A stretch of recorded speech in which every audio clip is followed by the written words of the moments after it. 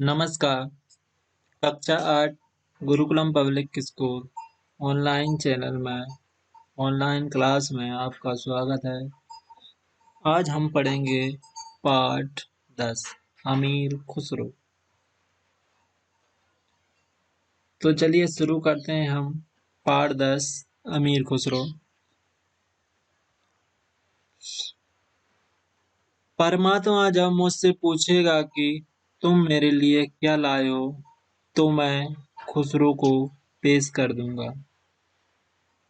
ये उद्गार, ये शब्द प्रसिद्ध संत हजरत निजामुद्दीन औलिया के अपने शिष्य के प्रति थे।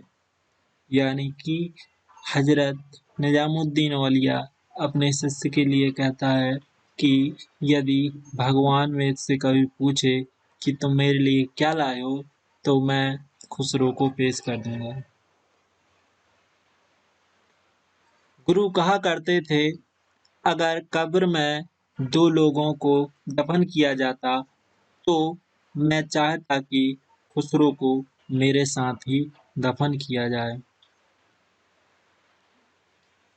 यानी हजरत निजामुद्दीन औलिया कहा करते थे कि गुरु कहा करते थे कि अगर कफन में 2 लोगों को एक साथ दफन किया जाए तो आप किसके साथ दफन होना चाहोगे? तो वह खुसरो को मेरे साथ दफन कर दिया जाए कहते। ऐसी आत्मी गुरु कृपा के पात्र थे अमीर खुसरो, है ना। ऐसे ही आत्मी यानी आत्मा से गुरु की कृपा के पात्र थे अमीर खुसरो। देखिए, अमीर खुसरो का परिवार तुर्की देश से आकर भारत में बसा था। तुर्की देश है एक, वहां से आकर भारत में बसा था उनका परिवार। और इनका जन्म सन 1253 में दिल्ली के पास पटियाला ग्राम में हुआ था। इनके बचपन का नाम अबुल हसन यमीनुद्दीन था। अबुल हसन यमुनुद्दीन किसका नाम था? तो यह अमीर खुसरो का नाम था। ये बचपन से ही विवेकशील थे, साथ ही स्वभाव से अत्यंत सुशील, कुशाग्र व मेधावी थे, यानी होशियार थे। खुसरो के पिता एक जागीरदार थे। उनका कई दरबारों से संपर्क था। वे अनेक बादशाहों के विश्वास पात्र थे। पिता की मृत्यु के बाद खुसरो अपने नाना के घर दिल्ली आ गए। यहीं वे अपने गुरु के संपर्क में आए। उनके गुरु निजामुद्दीन औलिया एक सूफी संत थे। एक सूफी संत कौन थे? यानी खुसरो की बात हो रही यहाँ पे। खुसरो के पिता कौन थे? जागीरदार थे, यानी जागीर चलती थी वहाँ पे, वहाँ के गांव में। उनका दरबार कई दरबारों से संपर्क था, यानी बादशाहों से संपर्क था, और वह बादशाहों के विश्वास पात्र थे। पिता की मृत्यु के बाद खुसरो अपने नाना के घर दिल्ली चले गए। वहीं वे अपने गुरु के संपर्क में आए। उनके गुरु का नाम क्या था? गुरु निजामुद्दीन औलिया। वो एक सूफी संत थे। उनका विश्वास था कि ईश्वर को अलौकिक प्रेम से ही प्राप्त किया जा सकता है। खुसरो भी इसी मत के अनुयायी थे। इनकी आध्यात्मिक रुचि, व्यवहार व रचना प्रवृत्ति को देखकर गुरु को बड़ा गर्व होता था। गुरु को बड़ा ही गर्व होता था। खुसरो ने लोकसभा में काव्य रचा लोक भाषा में सॉरी खुसरो ने लोक भाषा में काव्य रचा। यही लोक भाषा आगे चलकर साहित्य उर्दू के रूप में विकसित हुई। उनके काव्य की सरलता ने लोगों को प्रभावित किया। उन्होंने रहस्य भरी मनोरंजक बातें पहेलियों के रूप में के द्वारा प्रस्तुत। एक वानगी पढ़िए। एक नार ने अचरज किया, एक नार ने अचरज किया, सांप मार पिंजरे में दिया। ज्यों ज्यों सांप ताल को खाए, सूखे ताल सांप मर जाए। दीपक वादी, है ना। ये पहेली है एक नार ने अचरज किया, सांप मार पिंजरे में दिया। यानी उसको जो होती ना बाती, उसको मार कर पिंजरे में दिया, मतलब दिए पे दे दिया। और ज्यों ज्यों सांप ताल को खाए, यानी जैसे जैसे सांप जो सांप जो है बाती है, वह तेल को खाते हैं, सूखे ताल सांप मर जाए। और वो तेल सूखता जाता है और सांप बाद में मर जाता है। तो यह है एक दीपक बाती तेल पहेली के रूप में है। मुकरिए मुकरियों में उन्होंने एक वस्तु की बात करते हुए मुकुरकर दूसरी वस्तु को बताने का अनूठा प्रयोग किया। ऐसी ही उनकी एक मुकरी पड़ी है। वह आवे तो शादी हुए, उस बिन दूजा और न हुए। मीठे लोग वाके फूल, क्यों सखी साजन ना सखी ढोल। यह क्या है? बाकरे हैं। उन्होंने मन को छू लेने वाले गीत भी लिखे, जिनमें बसंत गीत व बाबुल गीत प्रसिद्ध है। अमीर खुसरो पर भारतीय संस्कारों का बहुत प्रभाव था। ननिहाल के वातावरण से उन्होंने धार्मिक समन्वय सीखा। वे महान संत, कवि, दरबारी व दार्शनिक थे। उन्होंने वेदांत, बौद्ध व इस्लाम दर्शन को अपनी रचनाओं में सहज रूप से समाहित किया था। खुसरो के काव्य में मधुरता व कसक रहती थी। जो भी उनकी वाणी सुनता वह झूम उठता था। खुसरो ने अपनी रचनाओं में भारत की जलवायु, पशु पक्षी, पेड़ पौधे, धर्म और भाषाओं की महत्वपूर्ण जानकारियां दी। अपने काव्य में उन्होंने भारत की खूब प्रशंसा की है। खुसरो ने लिखा है, यह मेरा वतन है, मेरी भारत माता है ना। खूब प्रशंसा की है खुसरो ने भारत की। उनका जीवन धर्मनिरपेक्षता, देश प्रेम व इंसानी बराबरी का एक अच्छा उदाहरण है। तभी तो उनकी शिक्षाएं लोगों को जोड़ती हैं, तोड़ती नहीं हैं। वे हमें एक सच्चे हिंदुस्तानी की तरह रहना सिखाती हैं। अपने गुरु के प्रति खुसरो का समर्पण भाव अत्यंत प्रेरक है। एक बार वे किसी काम से दिल्ली से बाहर गए हुए थे। वहां उन्हें समाचार मिला कि हजरत निजामुद्दीन औलिया का निधन हो गया, उनके गुरु का निधन हो गया।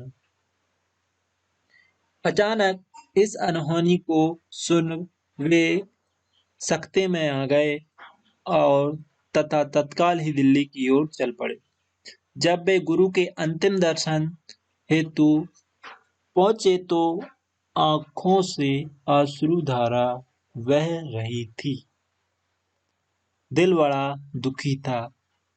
उसी दशा में उन्होंने कहा, गोरी सोवे सेज पर, मुख पर डारे केस, चल खुसरो घर आपने, रैन भई चह देश। है उनने उस समय बोला था। तो यह उनकी अंतिम रचना थी। इसके बाद उन्हें वैराग्य हो गया। उनका काव्य आज भी चाव से पढ़ा और सुना जाता है। उद्गार मतलब विचार, अलौकिक, अद्भुत, अपूर्व, अनुयायी, पीछे चलने वाला, किसी मत को मानने वाला, आध्यात्मिक, अध्याय से संबंधित, आत्मा से संबंधित, वैराग्य, विरक्ति, संसार से उदासीन। अब देखते हम वस्तुनिष्ठ प्रश्न। सही जोड़ी बनाइए। तो अमीर खुसरे के बचपन का नाम क्या था? अमीर खुसरो के बचपन का नाम था अबुल हसन यामीनुद्दीन। क्या नाम था? अबुल हसन यामीनुद्दीन। निजामुद्दीन औलिया कौन थे? तो निजामुद्दीन औलिया सूफी संत थे। सूफी संत, है ना। नैनीहाल का वातावरण कैसा था? धार्मिक समन्वय। ये अच्छा। लोकगीत, बसंत गीत, है ना। लोकगीत और बसंत गीत। गोरी सोबे सेज पर मुख पर डारे केस। क्या आएगा वो? गोरी सोबे सेज पर मुख पर डारे केस।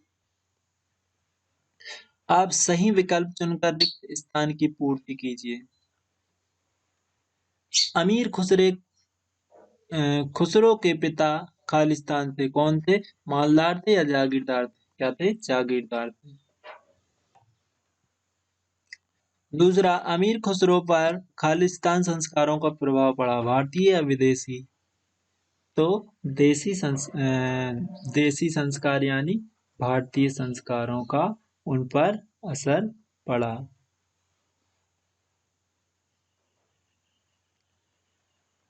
अब उसके बाद पिता की मृत्यु के बाद खुसरो अपने किसके घर चले गए? नाना के या दादा के? नाना के घर चले गए।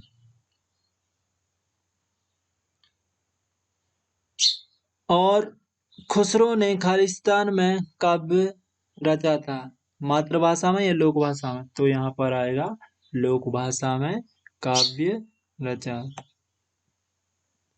अमीर खुसरो का परिवार खालिस्तान देश से आकर भारत में बसा। तुर्की या पुर्तगाल? तो यहाँ पर तुर्की देश से आकर भारत में बसा। अति लघु उत्तरीय प्रश्न। अमीर खुसरो का जन्म कब और कहाँ हुआ था? तो अमीर खुसरो का जन्म कब और कहाँ हुआ था? अमीर खुसरो का जन्म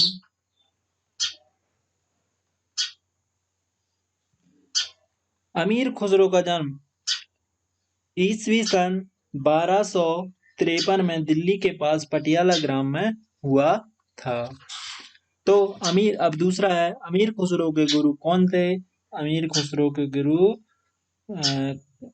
इनके गुरु थे संत हजरत निजामुद्दीन औलिया। अमीर खुसरो के मन को छूने वाले गीत कौन से हैं? जो अमीर खुसरो के मन को छू जाते हैं, कौन कौन से गीत थे? उनके मन को छू जाने वाले गीत थे जिनमें बसंत गीत व बाबुल गीत सबसे ज्यादा प्रसिद्ध थे। अमीर खुसरो को वैराग्य कब हुआ? अमीर खुसरो को वैराग्य अपने गुरु सूफी संत हजरत निजामुद्दीन औलिया की मृत्यु के बाद उनको वैराग्य हो गया। इसके बाद है, सूफी संत के अनुसार ईश्वर प्राप्ति का क्या मार्ग है? उनके अनुसार ईश्वर प्राप्ति का मार्ग था कि परमात्मा यदि मुझसे पूछे कि तुम मेरे लिए क्या लाए हो, तो मैं खुसरो को पेश कर दूंगा। यह उनके लिए ईश्वर प्राप्ति का मार्ग था। और यदि अगर कब्र में 2 लोगों को दफन किया जाता तो मैं सबसे पहले खुसरो को मेरे साथ ही दफन किया जाए, यह बोलता। यह उनके लिए ईश्वर प्राप्ति का मार्ग था। लघु उत्तरीय प्रश्न।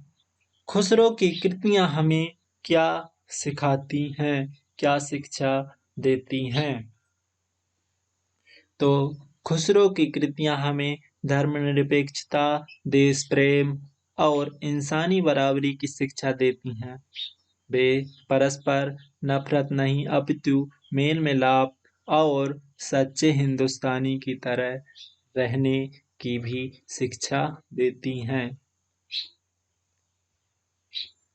भारत देश की प्रशंसा अमीर खुसरो किस रूप में करते हैं? तो भारत देश की प्रशंसा अमीर खुसरो ने माँ के रूप में करते हैं। वे भारत को अपने वतन के रूप में वर्णित करते हुए खूब प्रशंसा करते हैं। खुसरो की रचनाओं में कौन कौन से दर्शन समाहित हैं? तो खुसरो की रचनाओं में वेदांत, बौद्ध और इस्लाम दर्शन समाहित हैं। मुकरी का उदाहरण देते हुए उसका अर्थ स्पष्ट कीजिए। देखिए मुकरी जो दी थी, मकरी मुकरी मकरी मुकरी शब्द मकरना से बना है। मकरी या मुकरी शब्द मकरना से बना है। मकरना का अर्थ है कहकर बदल जाना, यानी मुकरना, है ना। मुकरना, मुकरी, यह सब मकरना का अर्थ है कहकर बदल जाना या वादा करके बाद में कही गई बात से इनकार करना। तो मुकरी ऐसी पद्य रचना है जिसमें हाँ से इनकार करना। मुकरी ऐसी पद्य रचना है जिसमें हाँ से जिसमें हाँ कहकर न कहा जाता है। जैसे वह आवे तो शादी होए, उस बिन दूजा और न कोय। मीठे लागे वाके बोल, क्यों सखी साजन ना सखी ढोल। ऐसा लगता है जैसे सखी के साजन आ रहे हैं, किंतु कभी उसे साजन मानने से इनकार करता है और कहता है कि साजन नहीं, ढोल आ रहा है। यह मुकरी है। अब अगला है, खुसरो की अंतिम रचना कौन सी थी, वह किस घटना से संबंधित थी? तो जैसा कि हमने पाठ में पढ़ा है कि खुसरो की अंतिम रचना थी, गोरी सोवे सेज पर, मुख पर डारे केस, चल खुसरो घर आपने, रैन भई चहु देश। खुसरो की यह अंतिम रचना उनके गुरु के निधन से उत्पन्न दुखद घटना से संबंधित थी। अब देखते हैं इसके बाद भाषा की बात। बोलिए और लिखिए, इनको बोलना है और लिखना है। आत्मीय, कुशाग्र, साहित्यिक, समन्वय, धर्मनिरपेक्षा, अश्रुधारा, वैराग्य। नीचे दिए गए शब्दों की वर्तनी सुधारिए। ये गलत लिखा हुआ है, इनको आपको शुद्ध करना है, बुक में से आप देख लेना। नीचे दिए वाक्यों में उपर्युक्त विराम चिन्ह लगाइए। कहाँ कहाँ हमको विराम चिन्ह का प्रयोग करना है वह देखना है। पहले इसको पढ़ लेते हैं। कहाँ कहाँ देखिए, इसको पढ़ लेना, उसके बाद नीचे दिए गए विराम चिन्ह लगाइए। गांधी जी ने कहा था सदा सत्य बोलो। तो देखिए गांधी जी ने कहा था, यहाँ पर आप यहाँ पर विराम चिन्ह लगा देना, ऐसा अल्प विराम लगाना है ना, यहाँ पर अल्प विराम लगाना और यहाँ पर ये वाला चिन्ह लगाना है ना, ऐसा ये हो जाएगा। ठीक है। गांधी जी ने कहा था कि सत्य बोलो। अब इसके बाद पूर्ण विराम लगाना। ठीक है। राम मोहन सौरभ और कमल घूमने गए। तो यहाँ पर देखिए 3 नाम दिए हैं, किसी भी नाम के बाद हमको अल्पविराम लगाना होता है। तो यहाँ राम के बाद आ जाएगा, इसके बाद आ जाएगा, अब आएगा घूमने गए, हाँ बस इतना ही आएगा, है ना। यह पूर्ण विराम हो जाए। झूठ बोलना पाप की जड़ है, शिक्षक ने कहा। तो जब भी कोई कोई बात कहता है तो उसे इस प्रकार के चिन्ह से दर्शाया जाता है ना। तो इसको हम ऐसे डबल इनवर्टेड कॉमा में करेंगे और उसके बाद पूर्ण विराम लगा देंगे। बाजार से सब्जी ले आए, उन्हें डलिया में रख दो। अब इसमें ले आए, यहाँ पर भी पूर्ण विराम कर दो, यहाँ पर भी पूर्ण विराम कर दो। ठीक है, ये हो जाएगा। अब आगे चलते हैं। प्रश्न क्रमांक 4। नीचे दिए गए विग्रह पदों को सामासिक शब्द बनाइए। सामासिक शब्द बनाना है इनका।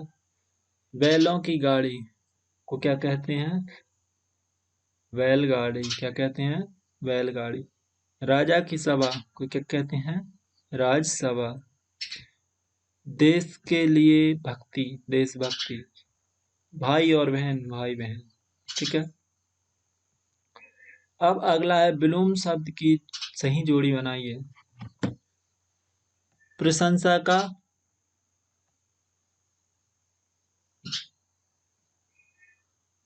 प्रशंसा का आ जाएगा क्या? यहाँ शुरू करते हैं, समझ में ना आ रहा। प्रभावित का अप्रभावित, रुचि का अरुचि, नारी का पुरुष, प्रशंसा का निंदा, प्रेम का घृणा। ये हो गया। निम्नलिखित वाक्यों में शब्दों को सही क्रम में लिखिए। आगे पीछे लिखे हुए हैं तो हमको इनको सही क्रम में लिखना है। चलिए। एक जागीरदार थे पिता के खुसरो। तो इसका सही आएगा, खुसरो के पिता एक जागीरदार थे। खुसरो के पिता एक जागीरदार थे। दूसरा है, खुसरो ने काव्य रचा लोकसभा में, लोक भाषा में, है ना। तो इसका आ जाएगा, खुसरो ने लोक भाषा में काव्य रचा। अंतिम रचना थी उनकी है। तो इसमें आ जाएगा, उनकी है अंतिम रचना थी। गुरु के संपर्क में आए वे यही। तो इसमें आ जाएगा, वे यही गुरु के संपर्क में आए। खुसरो भी मत अनुयायी इसी के बन गए। तो आ जाएगा कि खुसरो भी इसी मत के अनुयायी बन गए। इसके साथ आपका यह पाठ 10 समाप्त होता है। इसको फेयर कॉपी में कर लेना।